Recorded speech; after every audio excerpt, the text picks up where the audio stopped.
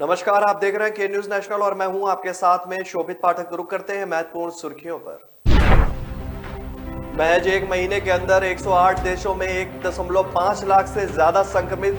Christmas weekend पर रद्द करनी पड़ी 4500 फ्लाइट्स। गोवा चुनाव से पहले टीएमसी को झटका, 5 सदस्यों ने इस्तीफा भेजकर कहा राज्य को बांटने वाली पार्टी के साथ नहीं कर सकते हैं काम। ओम बिरला ने हंगामे को लेकर जताई चिंता, कहा संसद और राज्यों की विधानसभाओं में अशोभनीय व्यवहार का कारण न बने। जम्मू कश्मीर में सुरक्षा बलों को मिली बड़ी कामयाबी, शोपियां एनकाउंटर में मारे गए 2 आतंकी। देश में ओमिक्रॉन के बढ़ते खतरे के बीच कई राज्यों में पाबंदियां, यूपी में आज से लागू होगा नाइट कर्फ्यू।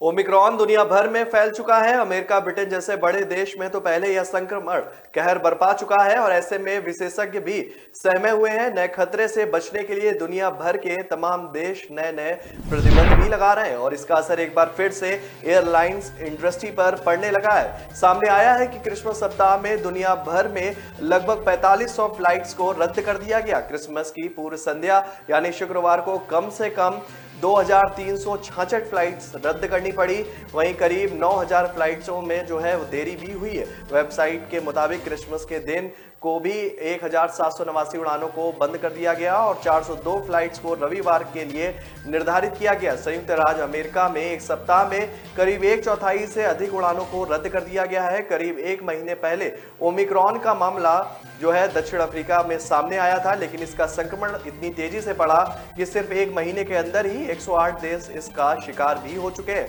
और दुनिया भर में जो है वो तेजी से इसके मामले जो है बढ़ रहे हैं। वहीं 26 लोगों की कोरोना के इस नए ओमिक्रॉन वेरिएंट के कारण मौत भी हो चुकी है।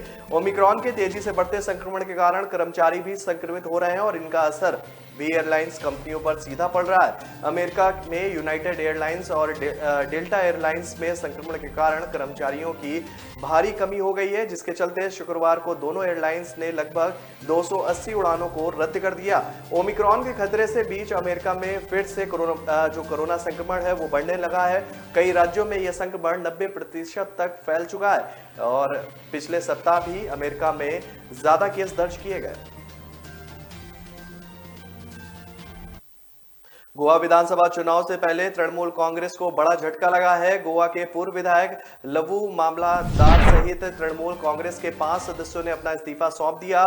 सूत्रों से मिली जानकारी के मुताबिक ये सभी सदस्य भाजपा में शामिल हो सकते हैं। तृणमूल कांग्रेस प्रमुख ममता बनर्जी के नाम लिखे पत्र में सदस्यों ने कहा कि ऐसी पार्टी के साथ नहीं रह सकते जो गोवा को बांटने का काम करती है। आपको बता के पश्चिम बंगाल की मुख्यमंत्री और टीएमसी प्रमुख ममता बनर्जी गोवा विधानसभा चुनाव को लेकर लगातार राज्य का दौरा कर रही हैं। साथ ही पार्टी विस्तार के लिए चुनाव लड़ने की घोषणा भी कर चुकी है। टीएमसी ने गोवा की 40 विधानसभा सीटों पर चुनाव लड़ने का फैसला किया है। वहीं गोवा में आगामी चुनाव से पहले कांग्रेस को लगातार झटके लगे।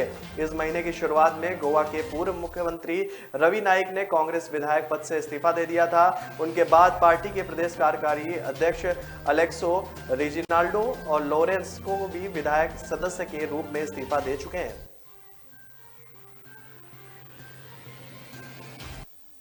लोकसभा अध्यक्ष ओम बिरला ने शुक्रवार को देश की संसद और राज्यों की विधानसभाओं में होने वाले हंगामे और अशोभनीय व्यवहार के बढ़ते मामलों पर चिंता जाहिर की है। इसके साथ ही इन्होंने कहा कि असहमति गतिरोध और इसके कारण नहीं होनी चाहिए, क्योंकि सदन की कार्रवाई में व्यवधान डालना नैतिक और संवैधानिक तौर पर गलत है। यह तब और भी ज्यादा व्यथित करने वाला होता है जब सोची समझी रणनीति के तरह जो तहत होता है वो व्यवधान डाला जाता है। असम विधानसभा को संबोधित करते हुए बिरला ने कहा कि लोकतंत्र संवाद और विमर्श पर आधारित है, लेकिन सदन में विमर्श का लगातार बाधित होना और मर्यादा का अभाव चिंता का विषय है। पक्ष और विपक्ष से असहमति होना और स्वाभाविक है, लेकिन असहमति जो है गतिरोध का कारण नहीं बननी चाहिए। उन्होंने राजनीतिक दलों को जटिल मुद्दों पर आपस में चर्चा करने और सदन की कार्रवाई को निर्बाध बनाने की सलाह देते हुए कहा कि व्यवधान और कार्रवाई स्थगन भारत की लोकतांत्रिक परंपराओं का हिस्सा नहीं है।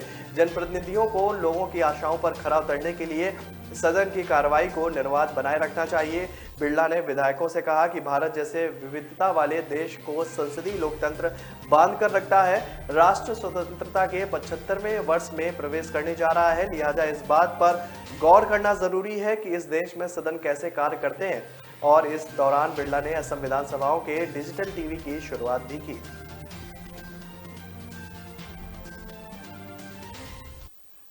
जम्मू कश्मीर के शोपियां में आतंकियों और सुरक्षा बलों के बीच मुठभेड़ में 2 आतंकी ढेर हो गए हैं।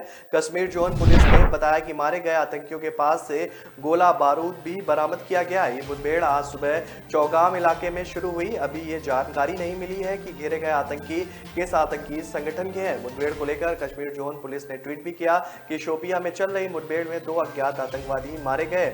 हथियार और गोला बारूद जो है उनमें से बरामद किया गया है। सर्च ऑपरेशन भी चल रहा है। आपको बता दें कि इससे पहले कल अनंतनाग जिले में सुरक्षा बलों और आतंकवादियों के बीच मुठभेड़ में हिजबुल मुजाहिदीन का एक आतंकवादी भी मारा गया है। पुलिस ने बताया कि वह एक पुलिस निरीक्षक और भाजपा कार्यकर्ताओं और अन्य की हत्या में शामिल था। पुलिस के एक प्रवक्ता ने बताया कि जिले के अरवानी इलाके के मुमनहाल गांव में आतंकवादियों की मौजूदगी की खुफिया जानकारी मिलने के बाद सुरक्षा बलों ने घेराबंदी कर तलाश अभियान शुरू किया। पुलिस ने कहा कि तलाशी अभियान के दौरान आतंकवादी की मौजूदगी का पता लगते ही उसे आत्मसमर्पण करने के लिए कहा गया। बहरहाल उसने आत्मसमर्पण करने से इनकार कर दिया और सुरक्षा बलों पर गोलीबारी शुरू कर दी। जवाबी कार्रवाई में वो मारा गया। आतंकवादी की पहचान शहजाद अहमद से के तौर पर हुई है, जो कुलगांव के सेफपोरा का रहने वाला था।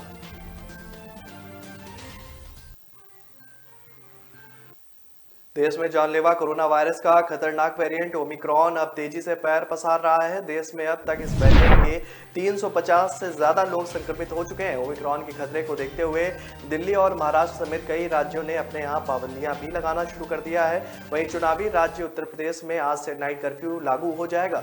नाइट कर्फ्यू का वक्त रात 11 बजे से सुबह 5 बजे तक होगा।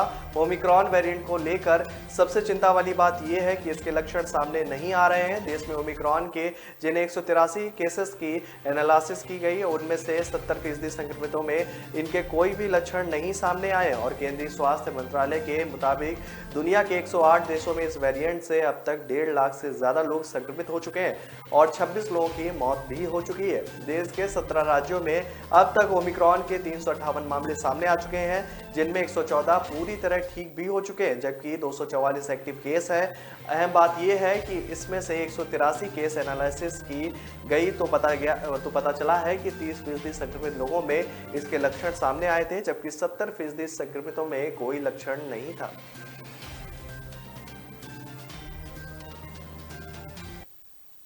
ब्रेक पर जाने से पहले रुक करते हैं महत्वपूर्ण सुर्खियों पर।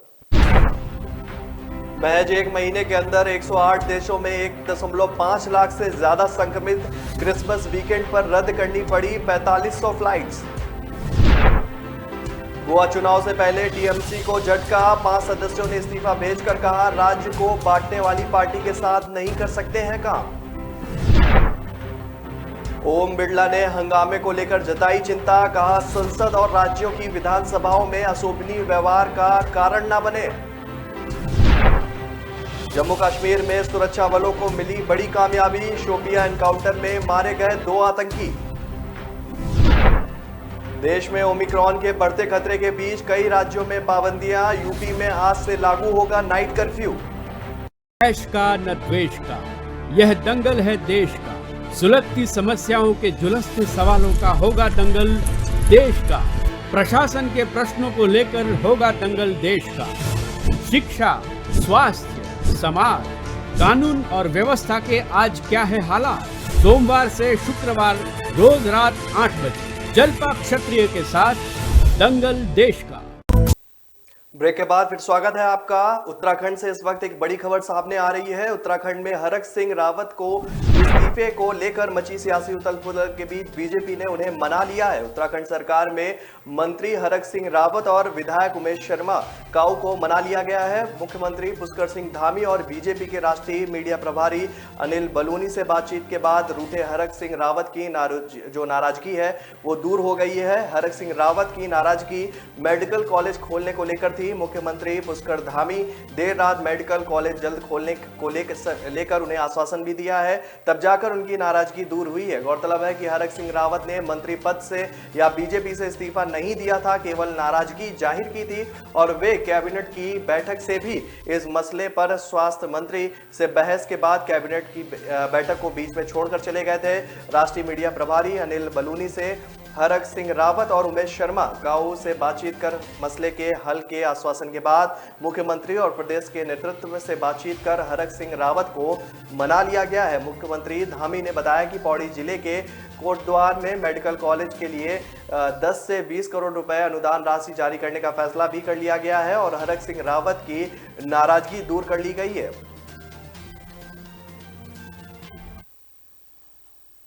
केंद्रीय मंत्री और अमेठी से सांसद स्मृति ईरानी आज रायबरेली के दौरे पर थी। अंतिम कार्यक्रम के दौरान स्मृति ईरानी नायक फिल्म के अनिल कपूर की भूमिका में नजर आई। उन्होंने मंच से ही डीएम रायबरेली की को जो है उनकी रविवार की जो छुट्टी होती है उसको रद्द करते हुए कहा कि कल इसी स्थान पर आप आएंगे और कैंप लगाकर शिकायतों का निस्तारण करेंगे। स्मृति ईरानी के इस अंदाज को देखकर लोग तालियां बजाने लगे।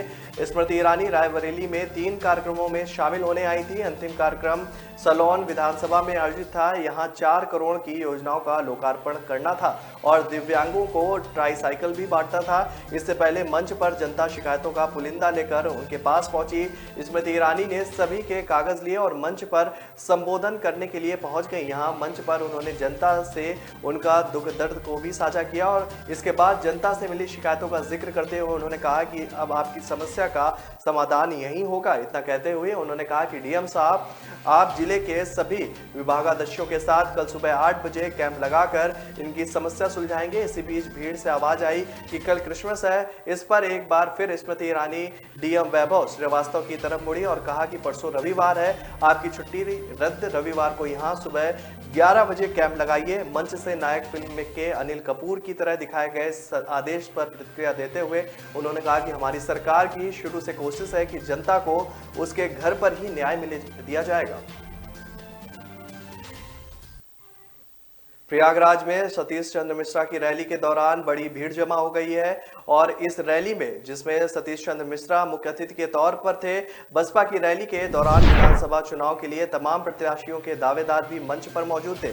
सतीश चंद्र मिश्रा ने महंगाई पर जो है केंद्र सरकार पर सवाल उठाया है। उन्होंने कहा कि बसपा के शासनकाल में कानून व्यवस्था चुस्त दुरुस्त रहती थी। प्रदेश की योगी आदित्यनाथ सरकार पर हमला करते हुए उन्होंने कहा कि कोरोना की दूसरी लहर से जो हाहाकार मचा वह प्रदेश सरकार की नाकामी का नतीजा था। महिलाओं के मुद्दे पर सतीश चंद्र मिश्रा ने कहा कि हमारी पार्टी ने महिलाओं के लिए काफी काम किया है। टिकट देने के मुद्दे पर मिश्रा ने कहा कि हर वर्ग के लोगों को टिकट दिया जाएगा, चाहे वो महिलाएं हों या युवा हों। सतीश चंद्र मिश्रा ने काशी विश्वनाथ और अयोध्या के मुद्दे पर कहा कि सुप्रीम कोर्ट के आदेश के अनुसार मंदिर बनाने की बात कही गई थी, लेकिन अभी तक सिर्फ नींव ही रखी जा सकी है। आपको बता दें कि उत्तर प्रदेश में विधानसभा चुनाव होने में कुछ ही महीने बाकी हैं। ऐसे में सभी राजनीतिक दल एक दूसरे पर आरोप लगा रहे हैं। सभी पार्टियां चुनाव की तैयारियों में जोर शोर से जुटी हुई हैं। पंजाब की लुधियाना कोर्ट में हुए ब्लास्ट को लेकर सबसे बड़ा खुलासा हुआ है। इस ब्लास्ट में मरने वाले शख्स की पहचान भी हो गई है। कोर्ट में हुए धमाके में जो शख्स मारा गया है वो बर्खास्त हवलदार था और ड्रग्स केस में जेल भी जा चुका था। पंजाब पुलिस के डीजीपी आज चंडीगढ़ में इसे लेकर एक अहम प्रेस कॉन्फ्रेंस करने वाले हैं। गगनदीप इसी साल सितंबर में 2 साल की जेल काट कर आया था। मौके से जो सुराग मिले हैं उसके आधार पर जब मृतक की पहचान हुई तो पुलिस और एनआईए की टीम खन्ना में गगनदीप के घर पर पहुंची। गगनदीप सिंह का पुलिस नंबर 522 था। वो खन्ना के तेग बहादुर नगर में रहता था। लुधियाना की कोर्ट में गगनदीप का केस चल रहा था। इस शख्स की पहचान होने के बाद अब इस गुत्थी को सुलझाने की कोशिश की जा रही है कि ब्लास्ट से इसका कनेक्शन कैसे था। लुधियाना ब्लास्ट के बाद से ही पंजाब पुलिस ने सभी जिलों को अलर्ट जारी किया है। इस अलर्ट के मुताबिक पाकिस्तान की खुफिया एजेंसी ISI पंजाब को दहलाने के एक नए ब्लूप्रिंट पर काम कर रही है। इस ब्लूप्रिंट के मुताबिक पिछले कुछ महीनों से पाकिस्तान पंजाब में लगातार नशे की खेप, हथियार और विस्फोटक भेजने की कोशिश कर रहा है। खासकर टिफिन बम और ग्रेनेड भेजने पर ज्यादा जोर दिया जा रहा है। इस बीच फिरोजपुर इलाके में हथियार और हेरोइन की तस्करी तेज हो गई है। पंजाब में विधानसभा चुनाव होने हैं और पाकिस्तान नहीं चाहता कि पंजाब में शांति रहे। उसकी हर संभव कोशिश है कि पंजाब में ऐसी घटनाएं हों जिससे वो एक बार फिर पंजाब में अपने आतंकी गुटों को जिंदा कर सके। यूपी सरकार की फ्री लैपटॉप और स्मार्टफोन स्कीम 2021 की शुरुआत आज से हो जाएगी।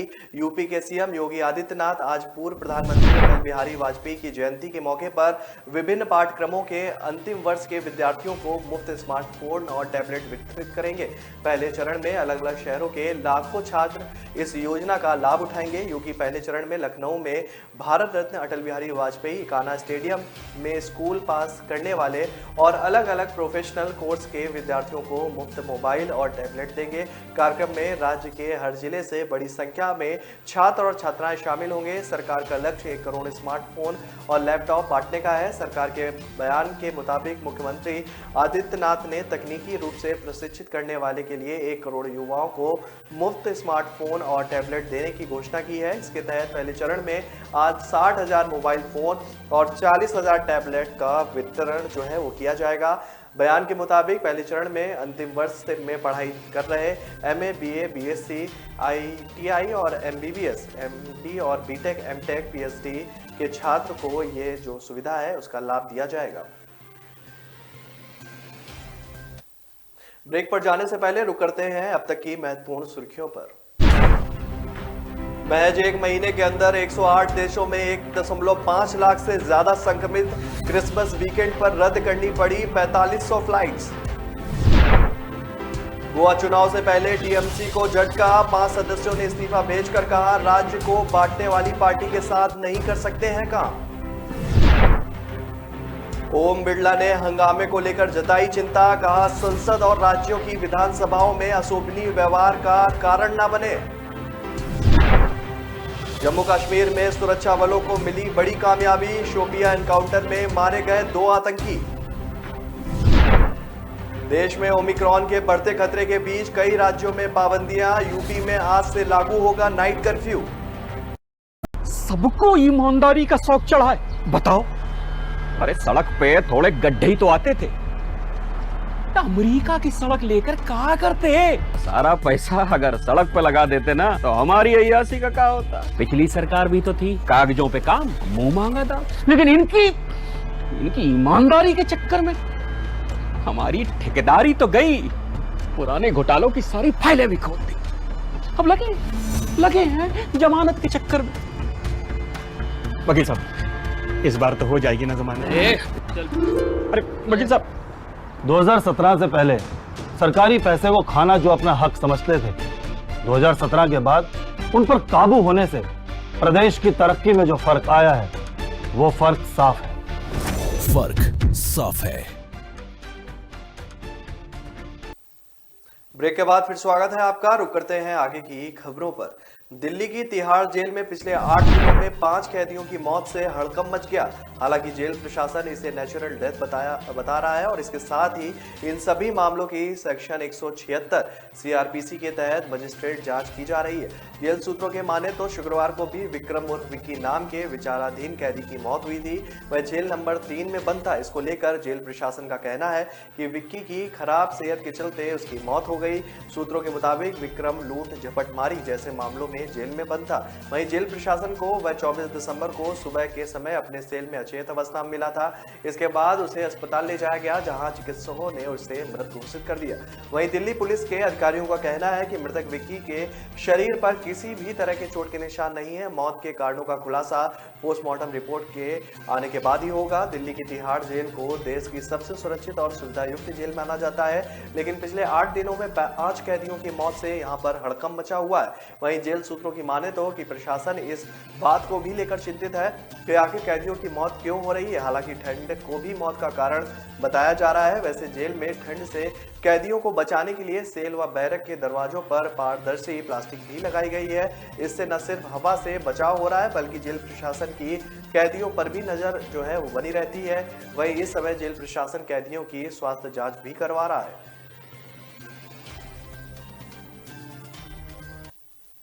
दिल्ली हाई कोर्ट ने लोगों से अपील की है कि कोविड-19 के बढ़ते मामलों को देखते हुए संयम बरतें और भीड़ भाड़ से बचें। हाई कोर्ट ने क्रिसमस और नए साल के मौके पर धार्मिक स्थलों को खोलने की अनुमति देने के लिए दिल्ली आपदा प्रबंधन प्राधिकरण के फैसले को संज्ञान में लिया है। राष्ट्रीय राजधानी में क्रिसमस से पहले धार्मिक आयोजनों पर आकस्मिक रोक को चुनौती देने वाली याचिका पर सुनवाई कर रही न्यायमूर्ति विपिन शाही की अध्यक्षता वाली पीठ ने कहा कि डीडीएमए द्वारा 23 दिसंबर को जारी स्पष्टीकरण से साफ है कि प्रार्थनाओं और आयोजनों के लिए धार्मिक स्थलों को खोलने की अनुमति इस आधार पर दी गई है कि सहभागी कोविड अनुकूल व्यवहार का पालन करेंगे। पीठ में न्यायमूर्ति जसमीत सिंह भी शामिल थे। पीठ ने कहा कि डीडीएमए के फैसले के मद्देनजर याचिकाकर्ता संतुष्ट हैं और उन्हें आगे कोई शिकायत नहीं है।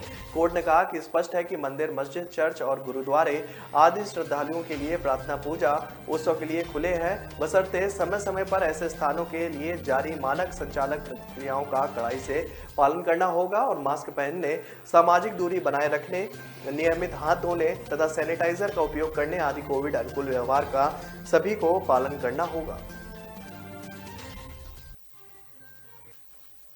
उत्तराखंड में 2022 में विधानसभा चुनाव होने वाले हैं और इससे पहले कांग्रेस की कार्यप्रणाली पर दुख जता चुके पूर्व मुख्यमंत्री हरीश रावत को चुनाव प्रचार का अगुवा बनाया गया है। हालांकि पार्टी ने अभी तक किसी को भी राज्य का सीएम चेहरा घोषित नहीं किया है। खबर है कि अगर पार्टी राज्य में सत्ता में आती है तो अंतरिम अध्यक्ष सोनिया गांधी इस पर फैसला लेंगी। शुक्रवार को उत्तराखंड कांग्रेस के नेताओं ने दिल्ली में पार्टी आलाकमान से मुलाकात की थी। हरीश रावत को प्रचार अभियान की कमान देने का फैसला राहुल गांधी के साथ कांग्रेस नेताओं की हुई इस बैठक के बाद लिया गया। सभी नेताओं ने गांधी से अलग अलग मुलाकात की और अपनी बात रखी। अंत में सभी ने एआईसीसी महासचिव प्रभारी केसी वेणुगोपाल और एआईसीसी प्रदेश प्रभारी देवेंद्र यादव से भी मुलाकात की। यहां नेताओं को जानकारी दी गई कि प्रचार समिति के प्रमुख रावत चुनाव में पार्टी का नेतृत्व करेंगे और सभी को उनका सहयोग करना चाहिए। कहा जा रहा है कि यादव की सामूहिक नेतृत्व में चुनाव लड़ने की बात से रावत खुश नहीं थे। उनका मानना था कि यादव यहां प्रीतम सिंह के नेतृत्व वाले समूह का पक्ष ले रहे हैं। पूर्व सीएम को लगता है कि सिंह उनके खिलाफ तैयारी कर रहे हैं। साथ ही उनका मानना है कि यादव कांग्रेस के अभियान को माइक्रो मैनेज कर रहे हैं, जबकि रावत आधिकारिक रूप से पार्टी चुनाव समिति के प्रमुख हैं। मीटिंग के बाद पत्रकारों से बातचीत के दौरान रावत संतुष्ट नजर आए। लुधियाना कोर्ट में हुए विस्फोट केस में मारे गए शख्स की पहचान गगनदीप के तौर पर हुई है। इस केस की जांच के दौरान यह पता चला है कि बड़े विस्फोट की प्लानिंग पहले से ही थी और गगनदीप कोर्ट के रिकॉर्ड रूम को उड़ाना चाहता था। गगनदीप सिंह जो पंजाब पुलिस का बर्खास्त हवलदार था, उसे ड्रग और स्मगलिंग में आरोपी भी वो रह चुका है। इसके बाद देर रात पुलिस गगनदीप के भाई को भी जांच में सहयोग और पूछताछ के लिए साथ लेकर गई और ब्लास्ट वाली जगह से जांच टीम को डोंगल भी मिली है और उसी की मदद से गगन के घर की लोकेशन ट्रेस हो पाई।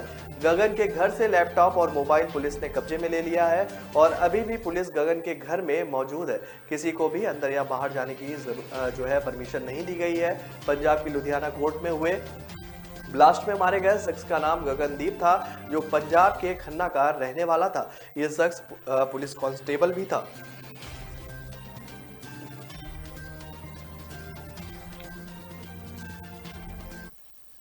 केंद्रीय गृह मंत्री अमित शाह आज यानी शनिवार को दिल्ली में भारत दर्शन पार्क का उद्घाटन करेंगे।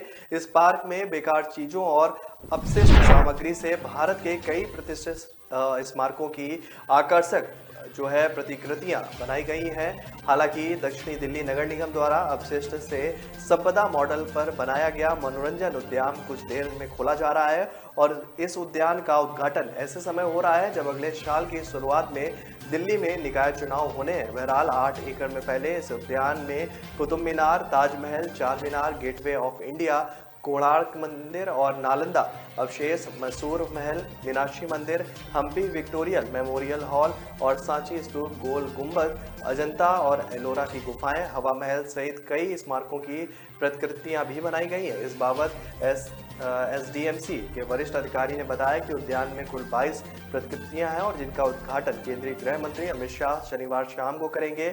इनमें 21 स्मारकों और एक पेड़ की प्रतिकृति भी शामिल है। इस उद्यान को पहले अक्टूबर के अंत तक खोले जाने की उम्मीद थी, थी। इससे पहले अमृतसर के स्वर्ण मंदिर की प्रतिकृति को भी शामिल करने की योजना थी। दक्षिण दिल्ली के मेयर मुकेश सूर्यन ने कहा है कि आज खुलने वाले पार्क में स्वर्ण मंदिर की प्रतिकृति नहीं है। दरअसल दक्षिण दिल्ली के पंजाबी बाग इलाके में स्थित पार्क में पवित्र सिख धर्मस्थल की प्रतिकृति के निर्माण को लेकर जून में एक विवाद छिड़ गया था, जिसके बाद इसे हटा दिया गया था। तो फिलहाल इस बुलेटिन में मेरे साथ इतना ही। आगे की खबरों के लिए बने रहिए के न्यूज़ नेशनल के साथ। नमस्कार।